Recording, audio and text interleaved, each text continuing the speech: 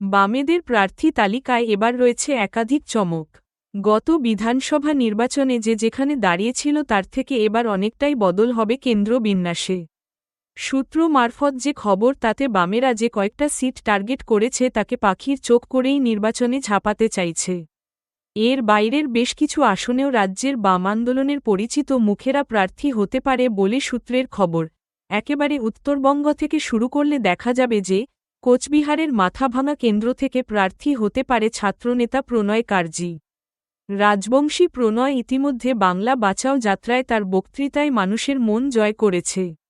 মুর্শিদাবাদের খড়গ্রাম কেন্দ্র থেকে প্রার্থী হতে পারে যুবনেতা ধ্রুবজ্যোতি সাহা।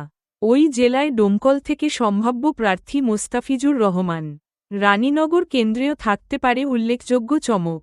যাদবপুর কেন্দ্রে প্রার্থী হতে পারে বামেদের পরিচিত মুখ, সর্বভারতীয় ছাত্রনেতা সৃজন ভট্টাচার্য। সৃজন গত লোকসভা নির্বাচনে যাদবপুর কেন্দ্রের প্রার্থী ছিল। একসময়ের লালদুর্গ প্রাক্তন মুখ্যমন্ত্রী বুদ্ধদেব ভট্টাচার্যর আসনে এবারে সিপিএমের বাজি সৃজন।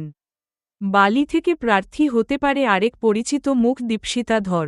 গত বিধানসভা নির্বাচনেও দীপশিতা এই কেন্দ্রে প্রার্থী ছিল। বালিগঞ্জ কেন্দ্র থেকে প্রার্থী হতে পারেন সায়রা হালিম। বালিগঞ্জ বিধানসভা উপনির্বাচনে সায়রা হালিম বাবুল সুপ্রিয়কে যথেষ্ট বেগ দিয়েছিল।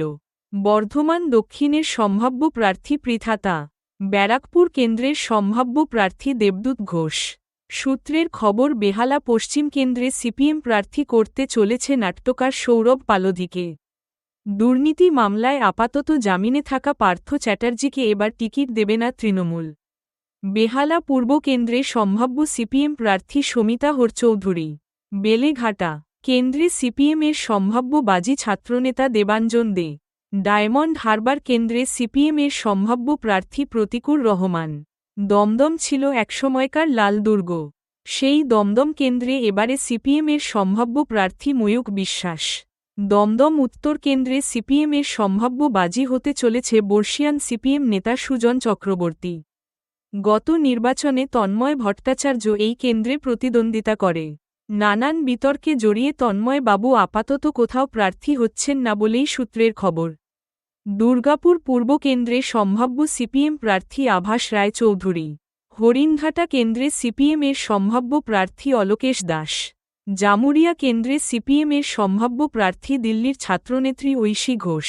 ঝাড়গ্রাম কেন্দ্রে সিপিএমের সম্ভাব্য প্রার্থী মধুজা সেন রায়। কল্যাণী কেন্দ্রে সবুজ দাসকে প্রার্থী করতে পারে সিপিএম। কামারহাটি কেন্দ্রে সিপিএমের সম্ভাব্য প্রার্থী সায়নদীপ মিত্র। কসবায় এবার হতে চলেছে প্রার্থী বদল। শতরূপ ঘোষের পরিবর্তে সিপিএম সম্ভবত প্রার্থী করতে চলেছে কলতান দাশগুপ্তকে।